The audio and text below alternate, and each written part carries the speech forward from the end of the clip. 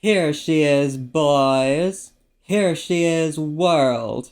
Here's Audra McDonald in a spectacular revival of Gypsy. My name is Ben Daniels, and I love talking theater, music, camp film, and all things queer media. I saw this dazzling revival of the show that is widely considered to be the King Lear of musical theater, Gypsy, on a little theater trip to New York that I did recently. I saw this one the night after I watched Sunset Boulevard, link to that review right here. I remember the announcement for this production just came completely out of nowhere after some rumors that were thought to have been baseless. Even Mama Audra herself denied them. She was asked about the rumors, she's just like, what? Are you crazy?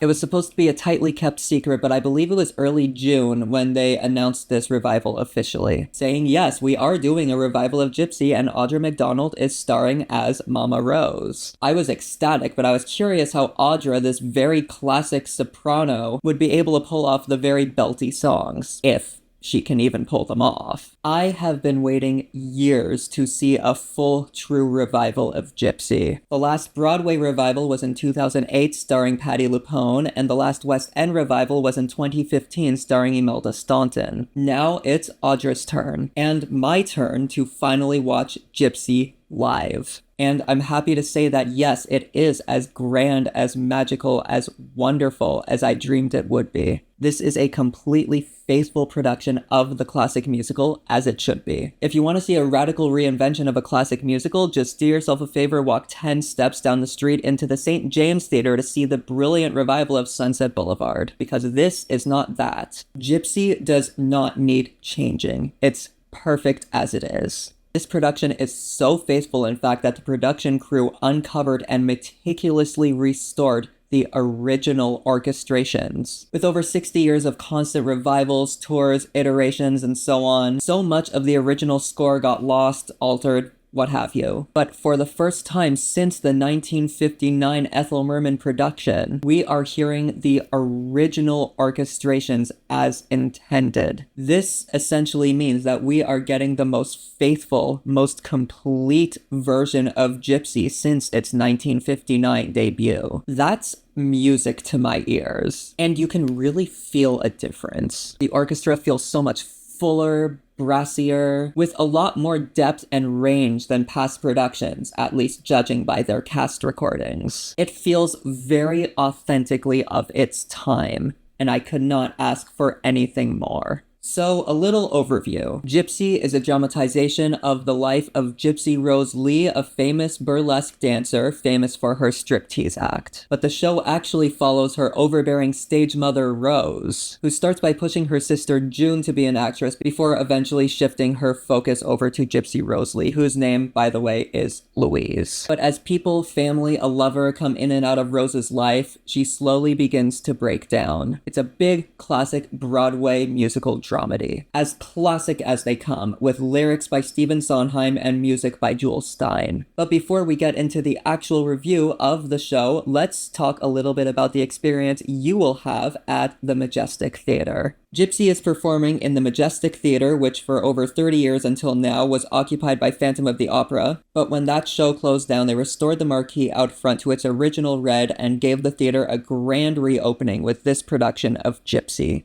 So this is a monumental production for many reasons. As an over 1,600 seat capacity theater, this is one of the bigger theaters on Broadway, but thankfully it does not feel too cramped. I was sitting in the front mezzanine right in the center, row C, seat 111. The legroom was fine. I'm 5'11" with long legs and did not experience any issues. I only had to lean forward during moments where characters walk around the orchestra to the very front of the stage, which happened fairly often. Mama Rose, of course, makes her entrance from stage right, going up the left stairs onto the stage, and you can see that happening from up there as well. The view is very close to all the action. I was able to see all the characters emote with no issue. It is also important to note that this show starts right at the advertised time. Please do not show up late. It's a long show, so it starts right when it is supposed to. Overall, a great theater-going experience with not a lot to complain about from where I was sitting. From the first note of the overture, I felt as if my soul had left my body and went straight up to musical theater heaven. And it didn't return for the next 3 hours. By the way, the absolute disrespect of the audience to be talking through what is the most iconic overture in musical theater history. Of course, the score is legendary, and in this production, it is performed by a fabulous 26-piece orchestra under the direction of the brilliant Andy Einhorn, who has in the past also been the musical director of the 2017 production of Hello Dolly and the 2018 production of Carousel. This man knows classic Broadway. From Some People to Everything's Coming Up Roses to If Mama Was Married to Rose's Turn, Gypsy is banger after banger to this day, 65 years later. You Gotta Get a Gimmick, You'll Never Get Away From Me, Together Wherever We'll Go. I'm getting ahead of myself here. It's a brilliant score. All these wonderful tunes, going from catchy to energetic to contemplative to deeply emotional and angry. What a range. We know the legendary Stephen Sondheim wrote the lyrics,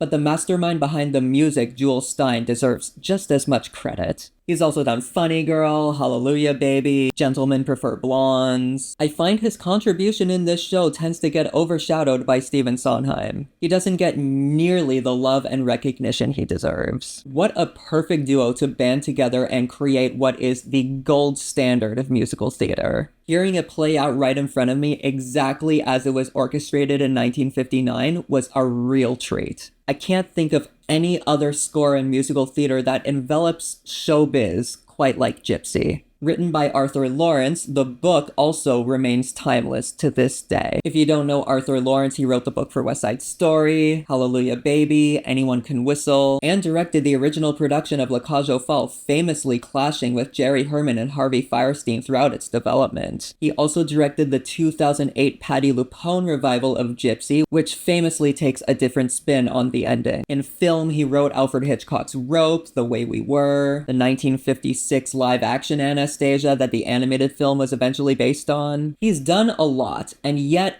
I would argue that Gypsy is his magnum opus. It's so dedicated to this character-driven storytelling. It is just as dramatic as it was back in 1959, and just as funny too. This is as Broadway as they come, not just from a musical standpoint, but it's a well-structured narrative that is as dramatic as it is funny and emotional. The book does a brilliant job of fleshing out Rose's character as this overbearing stage mother who seems to be doing this for no one but herself. She's manipulative, she's cunning, she's selfish, but she paints it in the brush that she's just doing what she believes is best for her kids. So despite all her flaws, she's still a mother, she still loves her children. But it's also very clear that she's so biased towards the kid that she's trying to make a star, which in Act 1 is June. As dramatized and inaccurate as the show may be to the real-life events, the drama and the conflict feel so real and potent throughout. You can see Rose clashing with herself both as a mother and as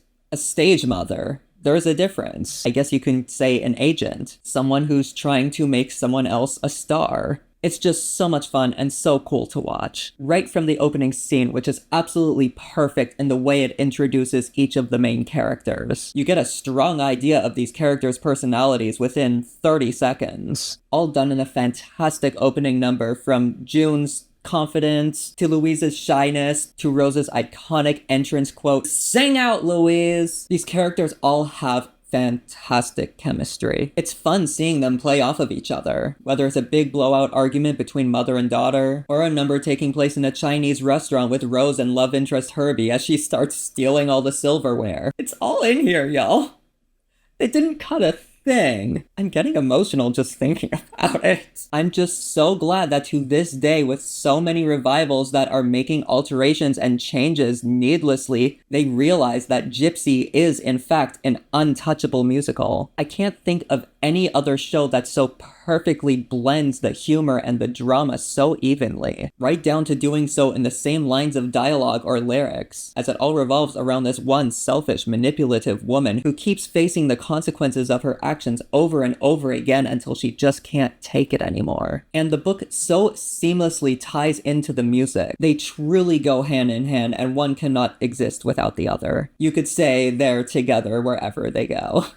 Both sides of this production are equally essential to this story, and the result is musical theater perfection. And I was so pleasantly surprised, especially seeing this live, to see how the book and the score just work simultaneously to build the humor, to build the drama. One scene that I can think of off the top of my head is this scene where Rose loses someone special in her life. And this takes place right before Louise's first strip. So what does she do? She reprises a song that she and this person sang together before immediately shifting her focus to Louise and saying yet again, "You're going to be a star." It's brilliant musical theater storytelling and masterful depiction of character. The one line in this show that reoccurs throughout and reinforces the theme is when Rose says, "I had a dream." And those 4 words really do tell you everything you need to know about Rose's character. She's ambitious, but also delusional. She's unstoppable. She doesn't let anything get in her way. And most importantly, it reinforces that this is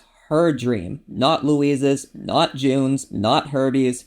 Her dream. She's doing this for herself. So it also reinforces her selfishness and how she's treating her kids as pawns in her own game. Those 4 words say so much, and it's just another example of the exceptional writing at play here. Now let's talk about the staging and direction. As I've mentioned time and time again by now, going into this, I was really glad to see that I will be getting a faithful revival of Gypsy with this production. There have been so many revivals these past few years that have made needless changes. I'm still bitter about The Music Man. And there have been revivals that have made changes that actually improve the text. Case in point, the current revival of Sunset Boulevard or the recent revival of Company. But Gypsy is untouchable. Not a word, not a note needs to be changed, nor should it. It's all Bible. And I'm thrilled to say that this is line for line, lyric for lyric, Gypsy. None of it is altered to make it more politically correct. This is Gypsy as it was in 1959 when Ethel Merman herself performed it, and I could not be more delighted. The only real change that they've made to this production is the choreography, which we will talk about, but I loved the new take on the choreography.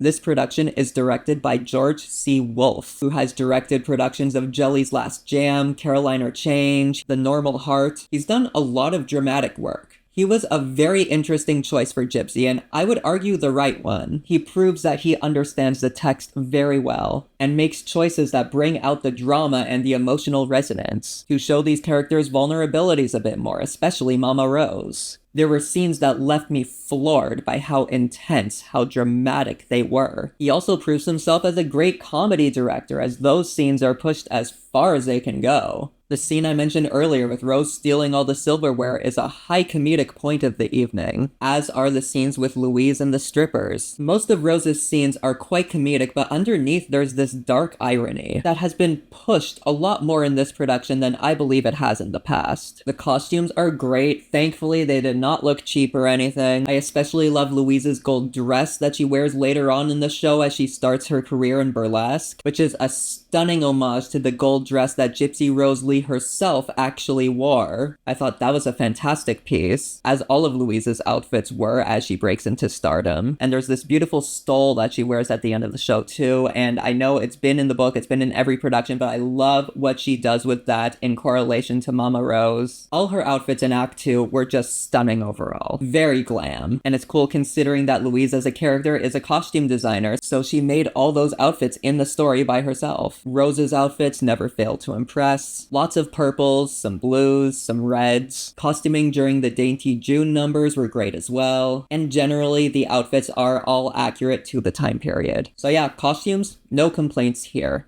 Notably, as I've mentioned before, this is the first production of Gypsy to feature new choreography, as opposed to the original Jerome Robbins choreography, including for the scene in which June and Louise age up, which I will talk about in the spoiler section. But I love this new choreography. I thought it added a new layer of dynamism to the production. The newly choreographed Garden of Eden sequence was particularly impressive. I thought the sets were fantastic as well. All around, they refreshed this show with a big burst of colorful vitality. quality, in a production I can overall call very energetic. The sets can surprisingly be very detailed and immersive, but when the actors need more of the stage, it becomes a bit more minimalist. I'm glad it didn't go the full digital background route as so many new shows and revivals have. Again, this is a set design that stays true to its roots. I appreciated this production's commitment to giving us a true classic Broadway experience. The spectacle is not quite in the sets, but more in the acting. That isn't to say there aren't impressive moments of set design. The apartment set, weirdly enough, I found to be especially striking, with everyone scattered and sleeping on the floor and in the cupboards, and the whole place is just messy and chaotic. There's laundry airing out, there's a car driving around on stage right after some people, and yes, this scene is very much giving crazy woman picking up random children in her car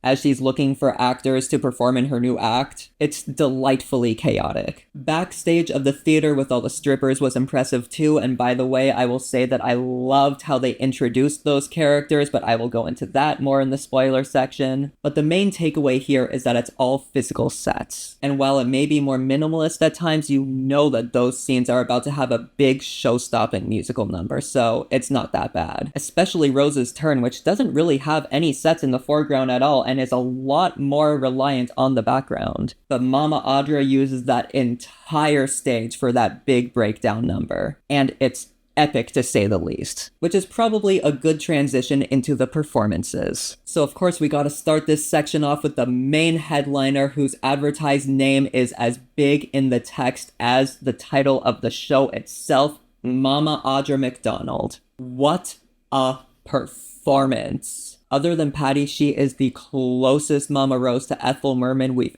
ever gotten. She is an absolute powerhouse who truly understands this character. She completely crushed my expectations, and those were already pretty high to begin with. I mean, I was slightly on the fence because this is new territory for her. She's known for her strong soprano voice and her dramatic roles. This is a very belty role. Dramatic, yes, but there's a lot of comedy infused into this as well. And I'm thrilled to see that she did not disappoint. Her comedic timing is perfect to the millisecond here. She is so funny and so entertaining to watch, I simply could not look away. I will also add, from a character perspective, it's really cool that a character like Mama Rose, this diva-type character who is not exactly likable to begin with, I would argue not exactly likable at all. It's cool to see a character like that on stage. We all know the lovable divas on Broadway. Think Dolly Levi, Auntie Mame, Fanny Brice. Wow, the late 50s to the 60s really were the decade of the Broadway diva. But they all have some sort of charisma or charm to them that just make us latch onto them instantly. Mama Rose, from her first spoken lines, goes completely against this. Her first lines are her literally criticizing her daughter, holding, I will add, a live dog named Chowsy. But she's not exactly the most charming upon first impression, and yet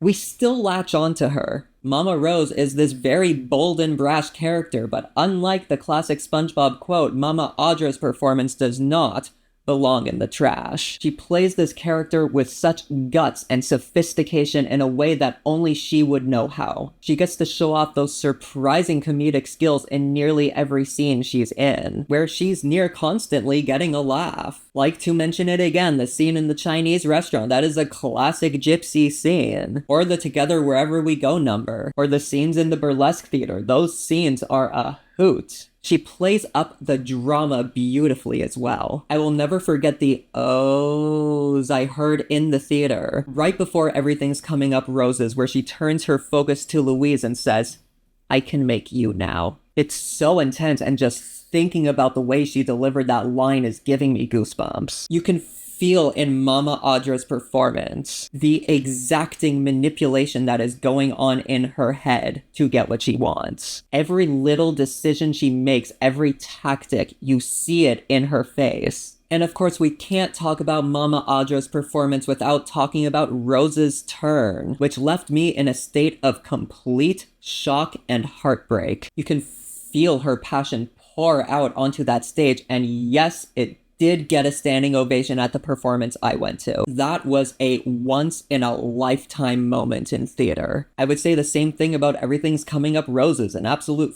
force of a musical number to close off Act 1. And that's just another one where Mama Audra left me with my jaw hitting the floor and my eyes welling up with tears. Mama Audra is also the first black actress to play Mama Rose, in a production that is also the first to have a predominantly black cast. It's not a choice that completely turns the show on its head or anything, but it's cool to think about some of the lines they're saying, considering this is a black family in 1920s, 1930s America. It doesn't completely change the way you look at Gypsy, but it gives you a little something more to think about. Lines like "Roses, I was born too soon and started too late" are given an added layer of meaning, being spoken by a black woman of that time. It also reframes the themes of ambition and visibility through this lens of race and systemic exclusion. You can make the argument now that her blackness is also now a driving force for Rose's relentless ambition. It's an interesting casting choice, but it's not enough to completely change the context of the show in a way that revivals like Sunset Boulevard have.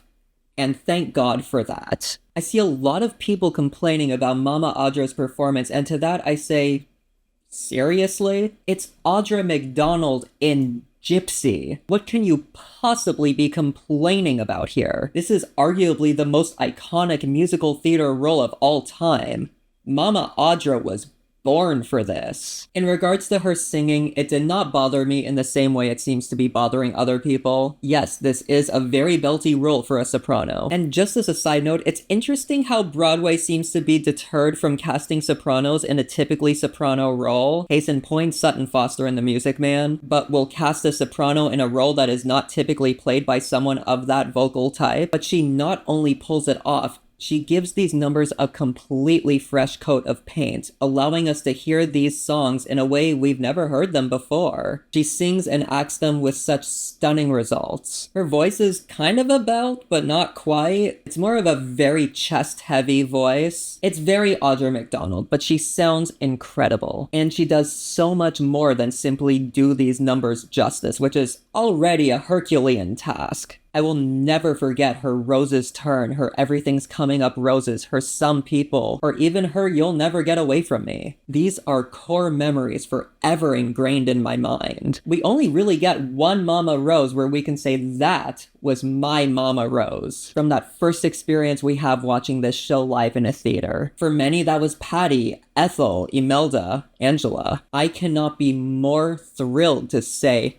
Mama Audra was my Mama Rose. Her performance is one of the most incredible I've experienced in a theater, and it cannot be missed. It is truly a once-in-a-lifetime experience to see her perform this role in a theater. Another headliner for this production is Joy Woods, fresh off of her leading role in The Notebook playing Louise, who gives a stunning performance. She plays Louise very vulnerably, and I think Little Lamb is a perfect example of this. Later on in the show, of course, she starts to play Louise more confidently as she, seemingly against her mother's wishes, becomes her own person, and the two begin to clash. Her diva side begins to show and becomes quite an interesting foil to Rose. Her character is an interesting one because she is so sidelined in the first act, but Joy still manages to stand out in that role, even if she isn't doing all the striptease stuff and is being overshadowed by June, played beautifully here by Jordan Tyson, who, interestingly enough, played the younger version of Joy's character in The Notebook. But then in Act 2, Louise is suddenly thrusted into a main character role, with a lot of scenes alongside Rose and Herbie, more so than June had in Act 1. Of course, Joy has a great voice, so songs like Let Me Entertain You, Little Lamb, If Mama Was Married, she plays with a lot of charisma, and as mentioned before, a lot of vulnerability. But we do need to call out Little Lamb, because her rendition of that song is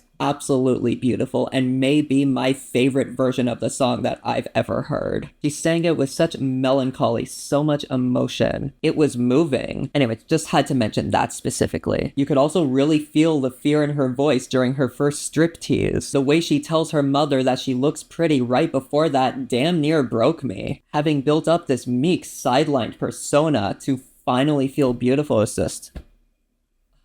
It's just a fantastic performance that shows off Joy's range. From the meek and vulnerable side character to the big-mouthed diva that she grows into. To go into a bit more detail about Jordan Tyson's performance as June, I thought she was excellent in the role. I mean, she completely disappears in Act 2, but in Act 1 she really shines for the brief time she has. I think she has about 40 minutes to an hour of stage time before stuff happens that I will talk about more in the spoilers, and pretty much leaves. But If Mama Was Married really is her time to shine, even if it's not a solo number. She doesn't really get a solo number, actually. But the acts that Rose puts on that has her in the starring role, the Dainty June stuff, she's excellent. Great singing, great choreography, both from her and the ensemble cast. From a story perspective, I appreciate the contrasting character between June and Louise. And most notably, their contrast in costume. She's typically dressed more glamorously compared to the rags Louise is wearing, which is ironic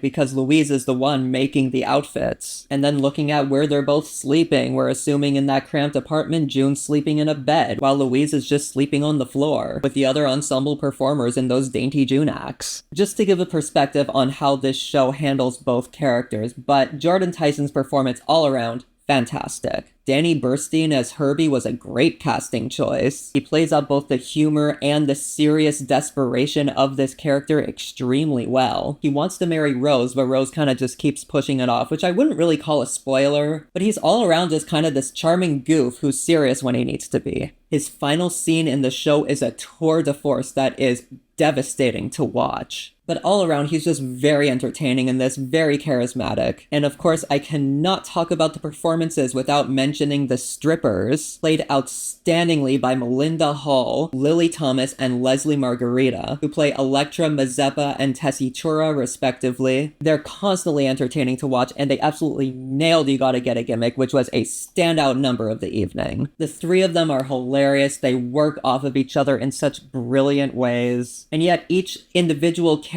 remains memorable in their own way. And now let's get into some spoiler territory. Is it ridiculous that I'm doing a spoiler section for a 65-year-old show? Probably, but as a critic, I have a commitment to make my reviews accessible to everyone, even if they don't know what Gypsy is and are curious but don't want too much given away. Plus, I will be going into some staging details here that are specific to this production, so even some Gypsy diehards may want to tread carefully. So if you want to avoid spoilers, please head over to the next chapter for my final thoughts. Anyways, I like how they aged up the characters in this production. Historically, it occurs during a Dainty June and her farm boys number, most specifically during a military routine, takes place about a half hour into the show. And they kind of changed the way they did it here in a way that I thought was wildly entertaining. Because as they're doing the number, it has Mama Rose coming onto the stage and pulling each individual actor off just for their older alternative to come up and replace them. It was really funny, and I liked how it reinforces Rose's controlling, exacting nature. How she always feels the need to butt in and make sure things are going her way. A trait that is, again, very clear from her first line in the show. But I thought that aging up transition was very creatively done here. Bravo. I love how this production handled everything from All I Need Is the Girl to the end of Act 1 with Everything's Coming Up Roses, in which Louise begins to fall for Tulsa, one of the boys in the act. I should add, performed stunningly by Kevin Solak. His singing and choreography during that number were excellent. Anyways, all this happens just for June to run away with him, and you can feel the heartbreak in Louise thanks to Joy's fabulous performance. When she breaks the news to Rose, who then realizes, well, if I can't make June a star, I'll just make Louise a star. Which, by the way, she says after feeling upset about June leaving for probably about 2 seconds. There's just so much character packed into those 15 to 20 minutes of Act 1. I love the introduction to the strippers in this production. Louise, Rose, Herbie, and all of the performers in the act that they're doing don't know they're in a burlesque theater until a show begins and we one by one start to see the strippers' silhouettes in different brightly colored spotlights around the backstage scene. And to the characters, it comes off almost like a horror movie vibe. It's just a fun, cool way to introduce these characters, right before the chaos backstage begins after the show. But for me, the biggest relief of the night came at the very end of the show. The moment this production got announced, one of the first questions I asked myself was, how are they going to handle the ending? As I've mentioned, the ending of Gypsy has had many different iterations over the years. From the original reconciliation between Rose and Louise, or the infamously dark ending to the 2008 Patti LuPone production that ends with Rose alone with her delusions, or the more open-ended ending of the 2003 Bernadette Peters production. But as I was hearing that this production was going to be faithful and restoring everything from the original 1959 Broadway production, my curiosity grew as to whether that meant the ending would stay just as true to that. I was thrilled and quite frankly moved to tears to see that they did indeed bring back the original ending, which implies a reconciliation. It was really just the cherry on top of this whole production, which beat for beat remained completely faithful to the material, while still managing to refresh and breathe some new life into it. So, final thoughts. If I haven't convinced you now, go and see this. This revival of Gypsy is one of the most grounded and emotionally resonant to date. I think casting dramatic actors really helped bring out the emotion of the book and the numbers. Audra's performance is life-changing. She demands and controls the stage every second she's up there, and leaves us in a state of psychosis. The entire cast is excellent. Even minor characters are showing so much talent on that stage. This production gets an easy 5 out of 5. I just love Gypsy so much. And seriously, how blessed are we to be living in an era where a production like Gypsy can still happen among everything else? It's really, really cool to see that even now they are still not making any needless changes to this show, because they realize it's perfect as it is. Gypsy does not come around all that often, maybe once in a generation. I don't know what the future of Broadway holds, but I can say with certainty that no matter where it goes, Gypsy will always be there to remind us of what once was and delight and move new audiences. I urge you not to miss this once-in-a-lifetime production. If you like this review, you can go ahead and give it a like. If you like me, you can go ahead and subscribe. I have 3 more shows for my New York trip to review, so please stay tuned for that. And I will see you next time. Bye!